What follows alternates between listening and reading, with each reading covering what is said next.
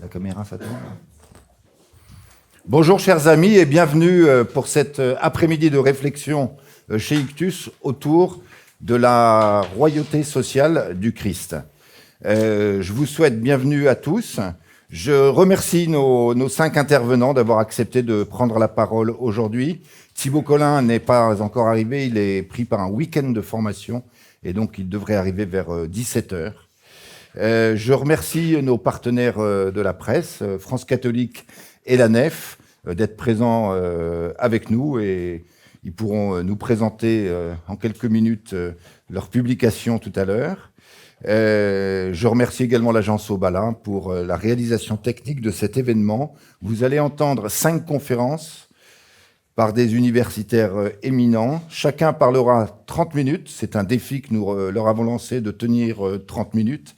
Et c'est important de les tenir parce que le programme est assez large et ce serait bien que nous puissions commencer le cocktail à une heure pas trop tardive. 5 conférences qui vont permettre de faire le tour d'un certain nombre d'éléments liés au Christ roi en ce centenaire de la publication de Quas Primas par le pape Pie XI. C'était en 1925. Une conférence sur le contenu, on va dire. Ça sera Nicolas Varembourg, professeur agrégé des facultés de droit.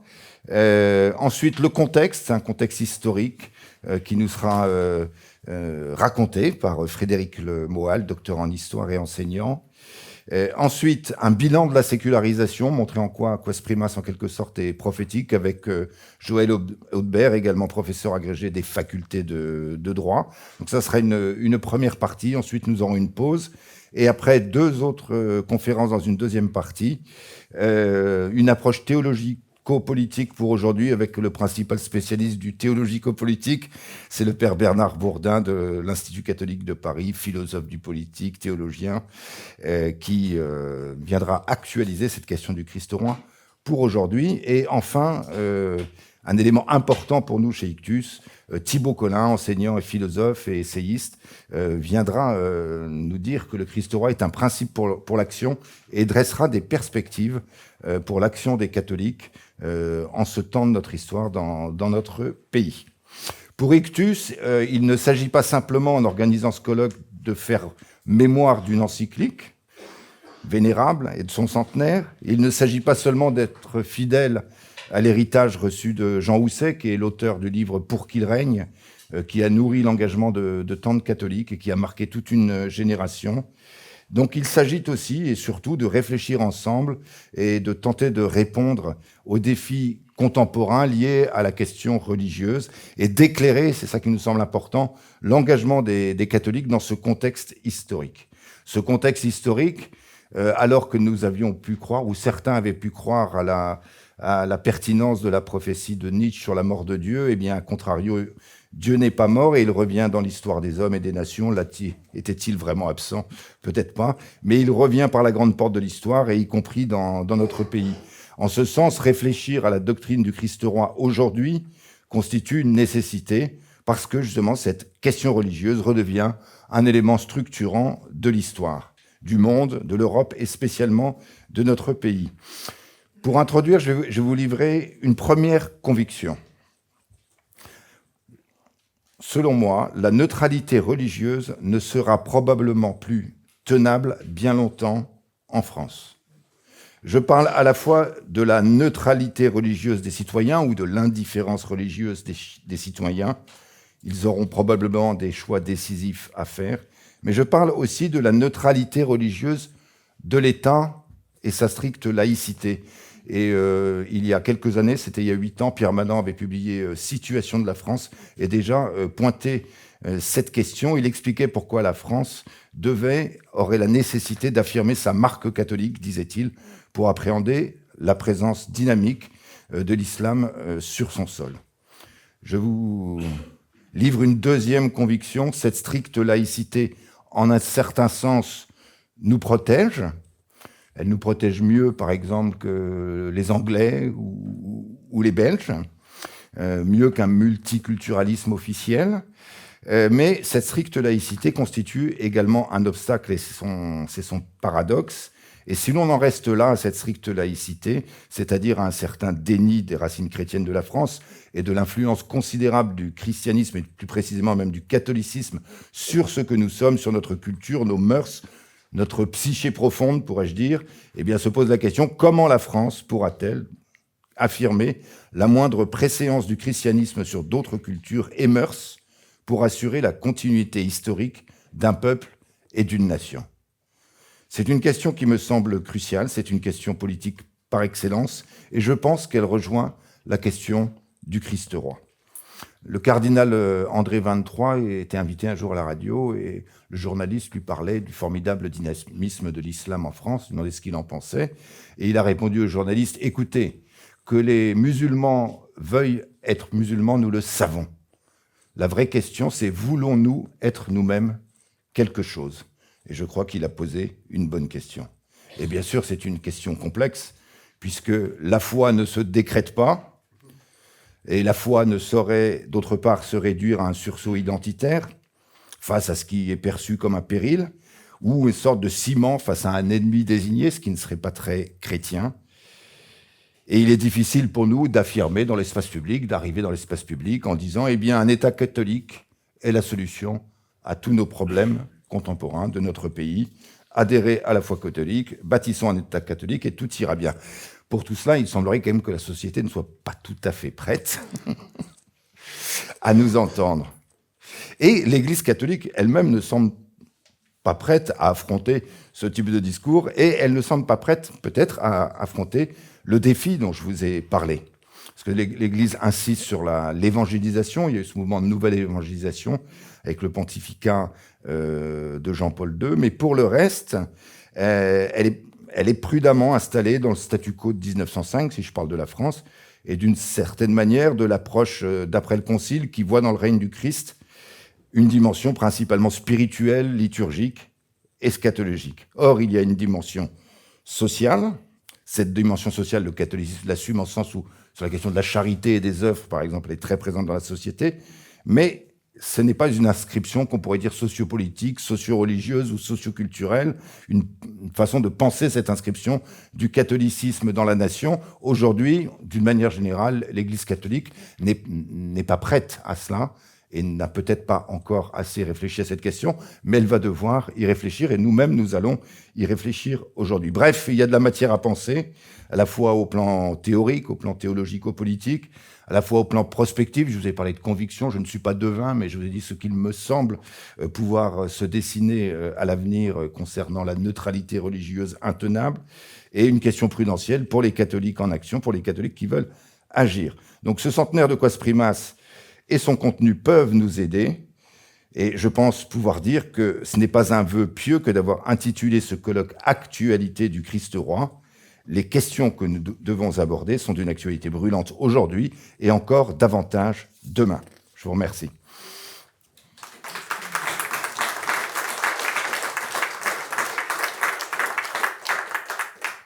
Avant de passer la parole à Nicolas Varembourg pour la première intervention, je voudrais vous parler des contributions que nous avons sollicitées auprès d'un certain nombre de personnes en les invitant à ce colloque, qui ne sont pas des intervenants, mais nous leur avons proposé de produire un texte sur la question du Christ roi. On avait donné un cahier des charges entre 4000 et 10 000 signes, et nous avons reçu 12 contributions qui seront publiées dans le numéro de janvier de la revue Permanence, en vente dans cette salle, et ces contributions viendront en quelque sorte compléter les actes du colloque, donc vos propres interventions, messieurs. Donc je vais vous les citer et vous dire quelques mots sur chacune d'entre elles. Il y en a pour quelques minutes. Arnaud Dabzac, qui est un catholique engagé, qui a été formé ici rue des Renaudes, a écrit un texte dans lequel il explique que Quas Primas n'instaure pas seulement une fête liturgique, mais un cri prophétique, constitue un cri prophétique face à la déchristianisation du monde moderne, et qu'en ce sens, c'est un acte authentiquement politique. Il dit que le diagnostic de Pie XI demeure d'une actualité brûlante, et pour que le règne du Christ advienne, il faut des catholiques engagés, formés et reliés. Nous avons reçu aussi une contribution de Denis Sureau, du média en ligne Chrétien dans la Cité, que certains connaissent probablement. Denis Sureau explique que le laïcisme moderne a construit un mur infranchissable entre le religieux et le politique, et qu'il y a cette impasse moderne dans laquelle nous sommes, à l'État le pouvoir sur les corps, à l'Église le soin des âmes, le résultat étant un sécularisme et le règne de l'autonomie, en sens où l'homme se fixe à lui-même ses propres lois qui bien souvent sont contraires à la fois à la nature et au bien commun. Donc pour Denis Sureau, l'enseignement de Quas Primas conserve toute sa pertinence et l'Église a pour mission d'évangéliser, de christianiser le pouvoir politique. L'historien Jean-François Chemin rappelle que notre civilisation est, dès avant le christianisme, a fait de Dieu ou de la divinité la source unique de l'autorité. Il dit que ce principe a fait Rome, notamment, et la chrétienté, et qu'aujourd'hui, la perte d'autorité des États modernes tient à leur éloignement de Jésus-Christ. Je le cite. Donc les sociétés sans Dieu oscillent entre la violence et l'anarchie et celle de l'ordre par la terreur. C'est pourquoi, nous dit Jean-François Chemin, l'avertissement de Quas Primas demeure prophétique.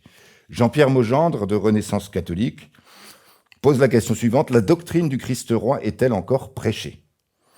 Il y a une forme de rupture pour lui dans l'enseignement théologico-politique de l'Église, rupture que l'on retrouve dans la liturgie même de la fête du Christ roi, qui donne de cette notion de Christ roi une dimension principalement eschatologique. Donc, il regrette que la notion de Christ roi soit ainsi vidée de sa dimension sociale et indique qu'il faut retrouver cette dimension sociale et donc politique du Christ roi. Pardon. Frère Pierre Perrachon, alors c'est un moine bénédictin de l'abbaye de Saint-Paul-de-Vis, que je crois que c'est la congrégation de Solesmes, c'est bien ça Bruno, nous écrit que Quas Primas n'est pas d'abord un exposé sur la royauté sociale du Christ, mais un acte concernant la liturgie. Cependant, en prescrivant le culte du Christ roi, le pape veut apporter un remède efficace au laïcisme. Il y a donc une réponse liturgique à une problématique sociale. Philippe d'Arentière de Notre-Dame de Chrétienté nous a écrit aussi. Il nous rappelle d'abord que le pèlerinage, le 43e pèlerinage de Pentecôte aura pour thème « Pour qu'il règne sur la terre comme au ciel ». Et ce n'est pas sans rapport avec le centenaire que nous fêtons aujourd'hui. Donc Philippe d'Arentière nous explique qu'après la Révolution, les papes ont développé dans leur enseignement une doctrine sociale destinée à restaurer une vision chrétienne de l'exercice du pouvoir temporel en réaction à une forme d'apostasie publique, son terme qui est utilisé par Pie XI, et que cette apostasie publique, nous y sommes encore, et cela montre toute l'actualité de Quas Primas, même après Vatican II, et il dit que les chrétiens sont appelés à être la lumière du monde, et que l'Église manifeste ainsi la royauté du Christ sur toute la création, et en particulier sur les sociétés humaines, et il conclut avec le pape François, pour qui la foi ne doit pas s'épuiser dans le sanctuaire de la conscience, mais a bien sa place dans la société, cite le pape François. Les croyants peuvent se retrouver sur un chemin commun avec les institutions laïques. À nous de tracer le chemin, conclut Philippe d'Arentière. Guillaume de Thieulois nous a envoyé une contribution. Une doctrine et une fête liturgique en opposition principalement au laïcisme qui puise directement sa source dans les pages du contrat social sur la religion civile. Voilà comment il explique la démarche du pape Pie XI. Là où la conception moderne dit que les droits de l'homme vont assurer la paix et le bonheur, le pape Pie XI dit que les hommes doivent chercher la paix du Christ par le règne du Christ. Citation du pape Pie XI. On peut affirmer sans crainte, nous dit Guillaume de Thieulois, que la doctrine de Quas Primas s'oppose frontalement au principe de la modernité politique. On parlait tout à l'heure de la question de l'autonomie où l'homme se donne ses propres lois et n'est non plus une société d'hétéronomie où on reçoit ses lois de plus loin que soi, de plus haut, etc. Par exemple de Dieu ou de la divinité. Donc, Quas Primas s'oppose frontalement à ces principes, mais il explique que c'est d'abord la modernité politique qui s'est opposée à des siècles de civilisation. La royauté du Christ n'est pas seulement métaphorique, elle n'est pas seulement eschatologique, elle est sociale, elle est politique. Et tant que l'homme continuera à regimber, dit-il, contre la loi naturelle et à nier l'existence d'une nature humaine, il fera lui-même son propre malheur. Vincent Badré, professeur d'histoire. En régime de modernité, dit-il, la loi c'est l'État et le pouvoir politique prétend être plus efficace, en quelque sorte, que le Christ et plus sage que que l'Église, et l'expérience montre les limites de cette promesse. Et Vincent Badré, qui est un spécialiste du catholicisme social, nous raconte comment les catholiques sociaux du 19e siècle ont combattu des atteintes à la dignité humaine, ont combattu de mauvaises lois, ont essayé de promouvoir de bonnes lois, et que cette expérience des catholiques sociaux montre l'importance de l'incarnation d'une politique chrétienne, mais qu'elle est aujourd'hui difficile et que c'est un champ à explorer. Un frère de Saint-Vincent de Paul, Jean-Marc Miel, nous a aussi produit un texte.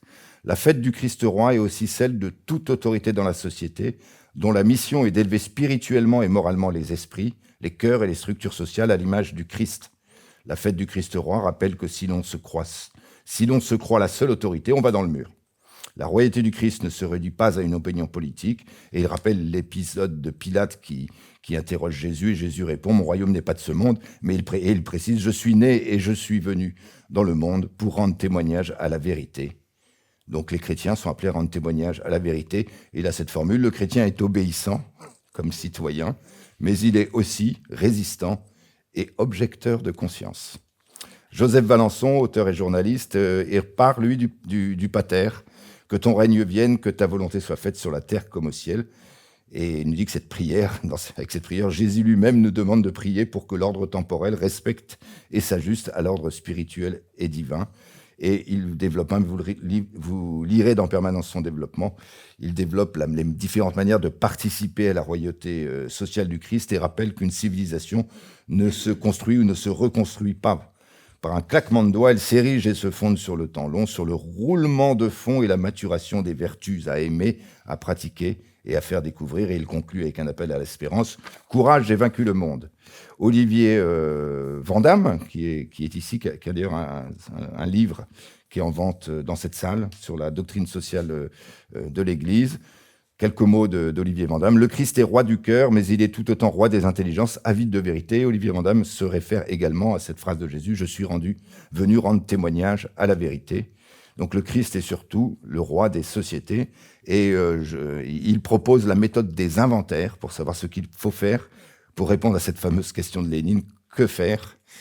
Eh bien, il dit chacun peut faire un inventaire personnel avec un tableau en 2 colonnes. Une colonne à gauche, quels sont les méfaits actuels, les maladies, les points de douleur. À droite, que puis-je faire aujourd'hui ?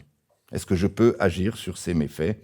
Et ainsi identifier ce qui est hors de ma portée et ce que je peux réaliser ou contribuer à réaliser avec d'autres. Enfin, l'abbé Martial Pinotto, missionnaire de la Miséricorde à Toulon, nous a écrit un texte sur le combat de Maurice Barrès pour les églises de village, un combat qu'il avait mené notamment à l'Assemblée, peu avant la publication de Quas Primas, c'était dans les années 1910. Il avait écrit La Grande Pitié des églises de France. Et Martial Pinotto nous explique que l'écrivain qui, je cite, « aime à confondre le ciel et la terre, quitte à assumer certains héritages païens », propose un argumentaire intéressant au sens où il est exogène. Il vient de l'extérieur du catholicisme. Et parmi les arguments de Barrès, l'église du village n'est autre que l'incarnation du sentiment religieux de l'âme française. Autre argument, à travers la prière des gens simples dans ces églises, Barrès fait le constat simple et criant du règne du Christ qui apporte la paix dans les âmes et l'espérance.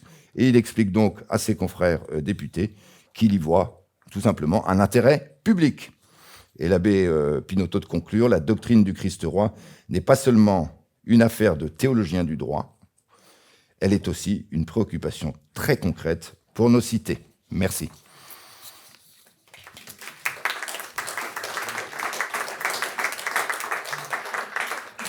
Je vais maintenant passer la parole à Nicolas Varembourg, professeur agrégé des facultés de droit, pour la première conférence de 30 minutes, Quas Primas, une encyclique moderne. Et Quentin va l'équiper du micro dit serre-tête.